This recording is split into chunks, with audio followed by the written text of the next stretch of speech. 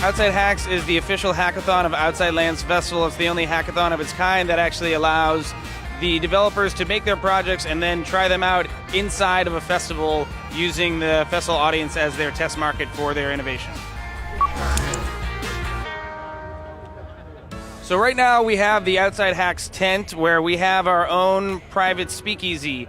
And what it does is it allows the developers who win, it allows them the opportunity to engage with their future users and their current users and try out the technology that they made on real people in the real world. The phone booth is actually from Golden Gate Park history. The phone booth is 80 years old, and we're trying to unite the history of the fest with today. And the phone booth there's a trap door in the back, and it leads you in there. And the only way you can get the password is if you're part of if you download the winning team's apps. And that's the way that we actually get distribution for the teams here inside the festival.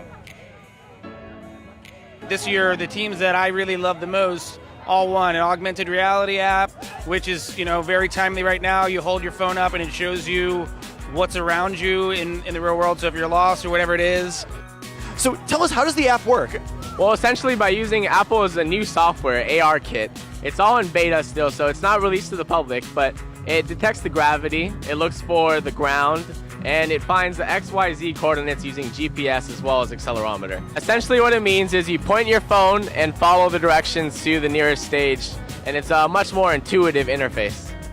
We have an open source deep learning model from Google Magenta that is a neural network that is trained to produce new kinds of instrument sounds. So you can imagine at a place like Outside Lands, if you have one of your favorite artists playing on stage, you can have the audience, everybody in the audience, like 10,000 of you, tilt their phones to the left, and then all of a sudden the lead synth becomes like a violin sound. But then if all 10,000 people tilt to the right, then it becomes like an organ sound, and the musician sort of has this new palette of sounds to work with every single time.